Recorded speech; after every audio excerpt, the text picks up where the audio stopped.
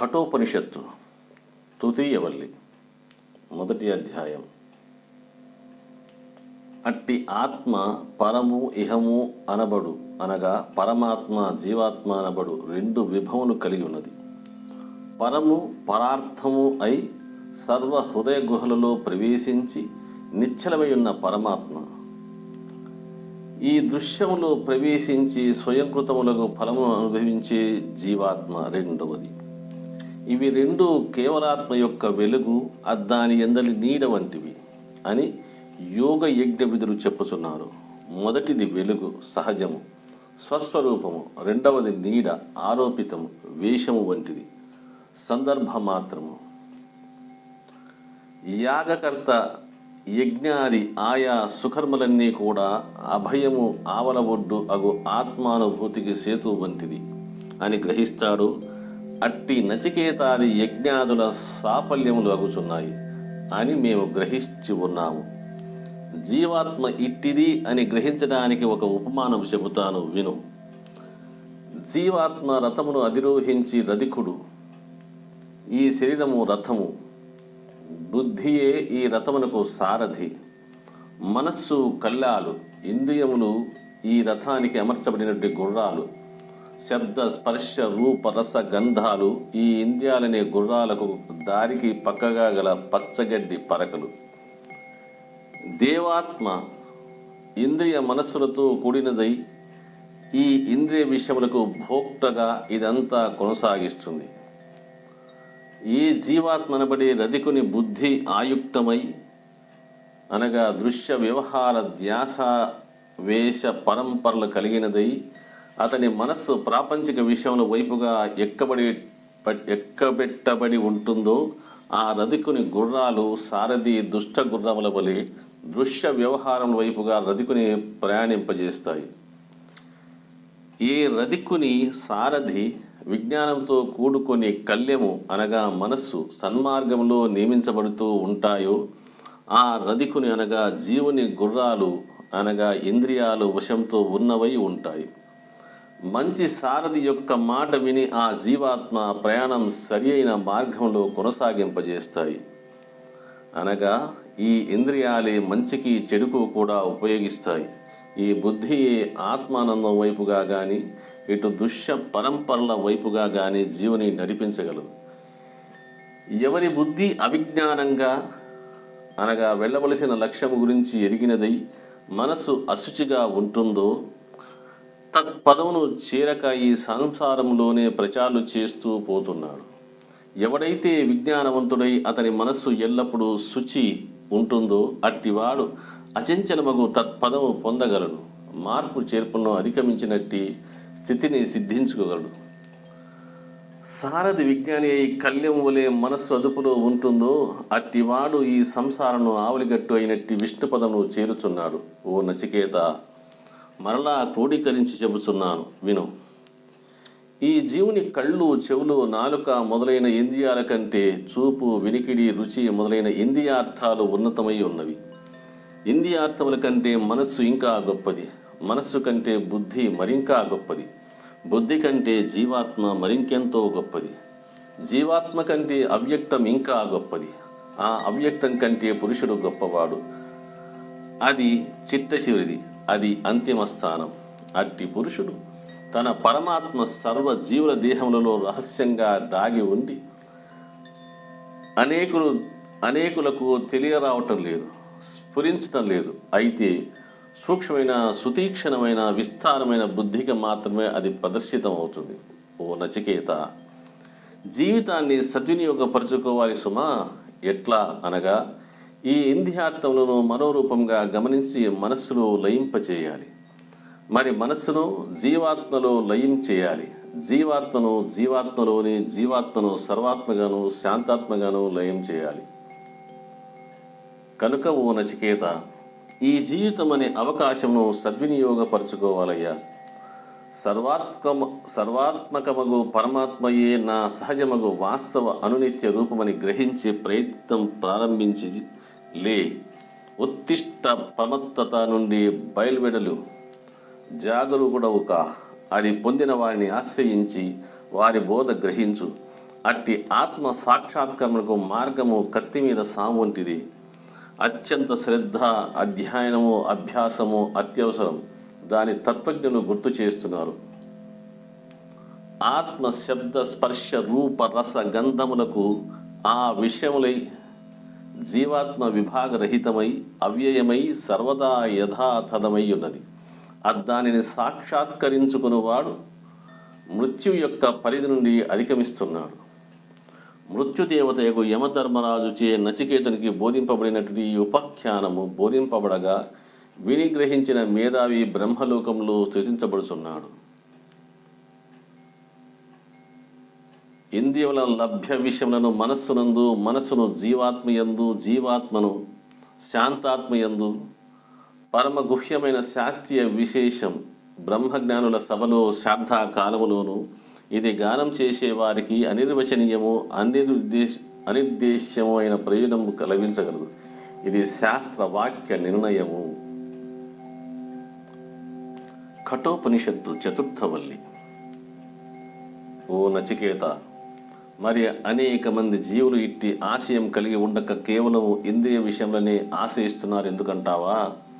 స్వయంభువు అగు బ్రహ్మదేవుడు ఈ దేహములను సంకల్పిస్తున్నప్పుడు ఇంద్రియములు బయటకు చూపు, వినికిడి మొదలైన బాహ్య ప్రసరణలు, అనువర్తనములు కలిగి ఉండుగాక అని భావించారు. అందుచేత ఈ ఇంద్రియాలు బహిర్గతముగా వ్యవహరిస్తున్నాయి.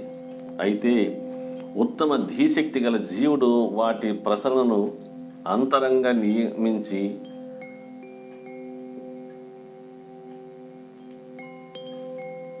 అమృతత్వను పొందుచున్నాడు. మృతత్వ పరిధులను అధిగమించి మార్పు చెందని ఆత్మ భావన సిద్ధించుకొనుచున్నాడు. బాలుర వంటి జీవులు బాహ్య వస్తువుల్ని కోరుకుంటున్నారు. ఫలితంగా మృత్యుపాశములకు బద్ధులవుతున్నారు. అయితే ఉత్తమ బుద్ధి గల ఒకానొకడు మాత్రం శాశ్వత అశాశ్వతములేమిటో గ్రహించి అమృతత్వమునే కోరుకుంటున్నాడు. ఈ ఇహలోక దృశ్య విశేషాలు కోరుకోవటం లేదు.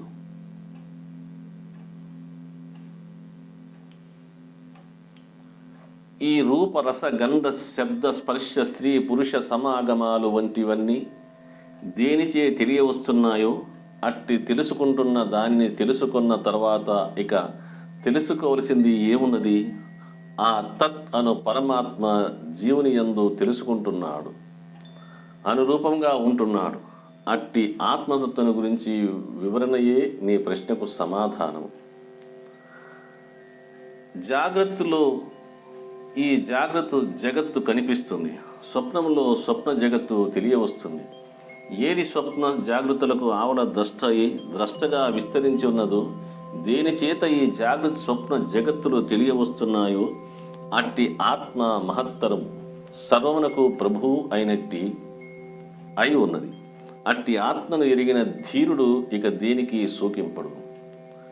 కర్మఫలమును అనుభవిస్తూ కనిపించే ఈ జీవాత్మ ఇందులో ఈ దృశ్యాంతర్గత వ్యవహారమంతా అనుభూతమగుచున్నదు. అట్టి మాధుర్య పరుచు మధ్వనము కాలత్రయముగా విస్తరించి ఉన్న ఈశ్వరుడు ఈ సమస్తము ఆత్మయే అని ఎవరు ఎరుగుచున్నాడో అట్టివాడు సర్వ మనో క్లేశములను అధిగమిస్తున్నాడు. భూత భవిష్యత్ నియమాకుడే తానుగా తానై గమనిస్తున్నాడు. ఏదైతే పూర్వము తపఫలంగా లభిస్తూ పూర్వానికి పూర్వమై ఉండి సర్వ హృదయాలలో ప్రవేశించి ఉండి పంచభూతాలతో కూడి ఉన్నట్లుగా పంచభూతాత్మికమై కనిపిస్తున్నదో అట్టి ఆత్మను సాక్షాత్కరించుకొని అట్టి ఆత్మయే తన స్వరూపంగా గ్రహిస్తున్నాడు. తన ఆత్మయే ఆ పరమాత్మ, పరమాత్మయే ఈ జీవాత్మ. ఏదైతే పంచ ప్రాణముల రూపముగా సర్వదేహములలోనూ సంభవిస్తుందో, దిగి రాకుండగానే సర్వదేవతలకు స్వస్వరూపంగా ఏర్పడి ఉన్నదో, సర్వజీవుల హృదయ గుహలలో ప్రవేశించి సర్వదా ప్రకాశిస్తుందో, ఏదైతే అనేక అసంఖ్యాక జీవులుగా అయినట్టి అనిపిస్తున్నదో అది ఏ పరమాత్మ. అరుణిలో అనగా కట్టెలో దాగి ఉన్న అగ్నిలాగా, గర్భిణీ స్త్రీచే పరిపోషించబడే గర్భస్థ శిశువులాగా, దినదినము ప్రబోధితమగుతున్న జాగ్రత్తలాగా, హోమాగ్నిలో మనుషులచే సమర్పించబడే హవిస్సులాగా, ఏదైతే అంతటా మౌనంగా కారణంగా అకారణంగా అన్నిటా ఏర్పడినదై ఉన్నదో అది ఆ తత్ అని శాంతాత్మ. ఎద్దాని నుండైతే సూర్యుడు ఉదయిస్తూ తిరిగి ఎద్దాని యందు అస్తమిస్తున్నాడు. ఎద్దాని యందు సర్వదేవతలు అలంకార రూపులై ఆభరణములుగా అమర్చబడిన వారై ఉన్నారు. అట్టి ఆత్మను అతిక్రమించి మరి ఇంకేమీ లేదు, ఉండజాలదు. ఇక మృత్యువు గురించి విను. ఇక్కడ ఏమున్నదో మృత్యు తదనంతరము కూడా అక్కడ అదే ఉన్నది. అక్కడ ఏమున్నదో ఇక్కడ అదే ఉన్నది. ఆత్మయే మృత్యువుకు ఈవల ఆవల ఏకస్వరూపమై ఏర్పడి ఉన్నది. ఎక్కడ కూడా అనేకమన్నదే లేదు.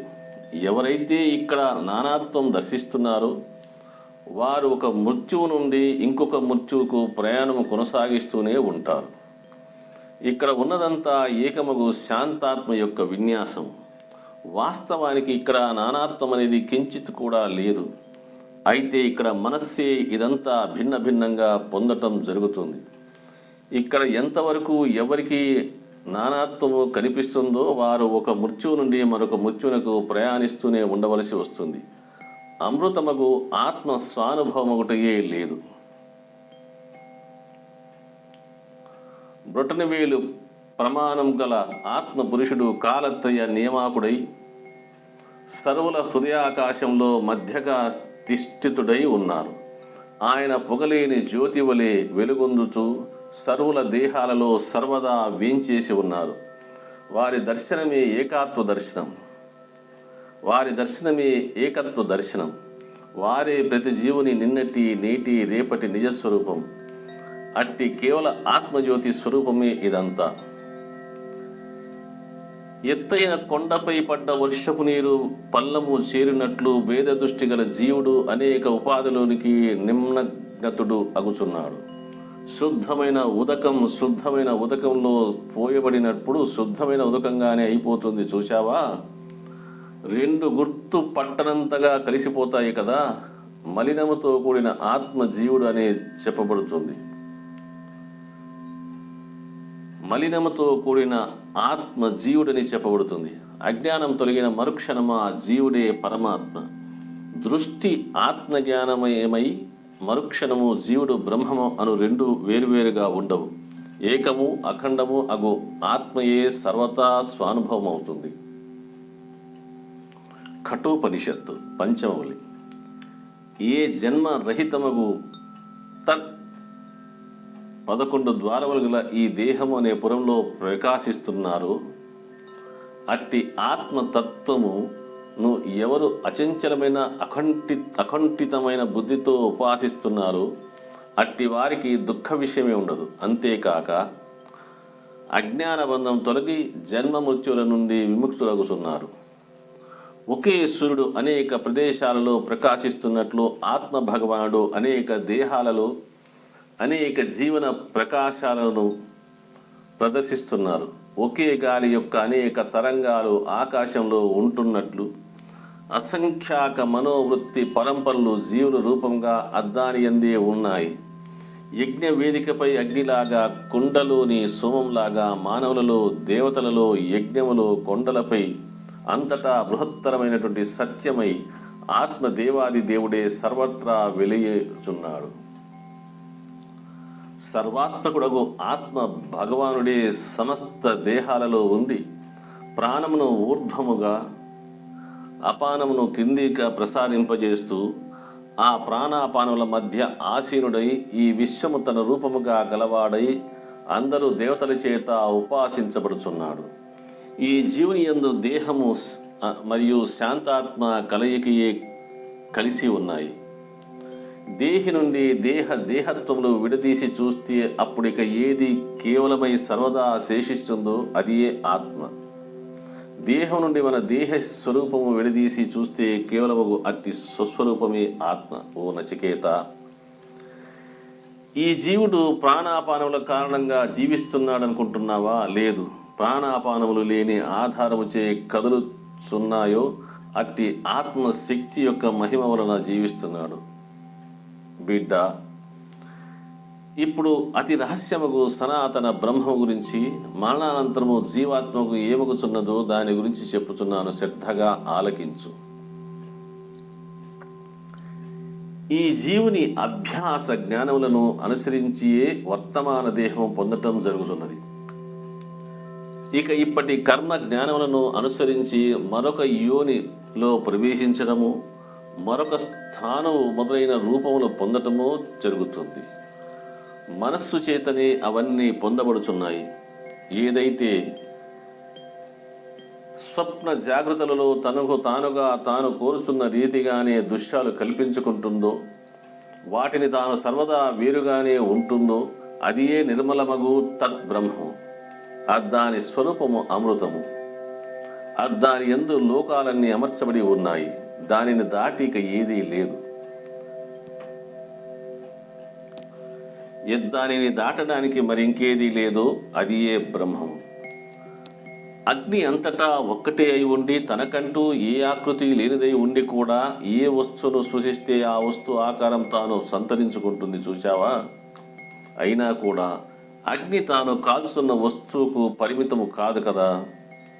సర్వ జీవులలోని అంతరాత్మ సర్వదా ఏకమై ఉండి ఈ దేహములను ఆశ్రయించి తద్రూపముగా తానే అగుచున్నది. అయినా కూడా నామరూపములచే పరిమితము కాదు.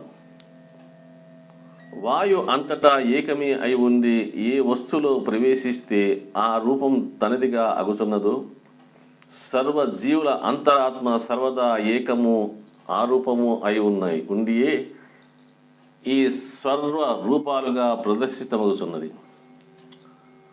సూర్యకిరణములు ప్రసరిస్తున్నాయి, వస్తువును ప్రకాశింపజేస్తున్నాయి. అయితే ఒకని కంటి దోషం చేత వస్తువులు సరిగ్గా కనపడకపోతే ఆ దోషం సూర్యకిరణాలకు అంటుతుందా?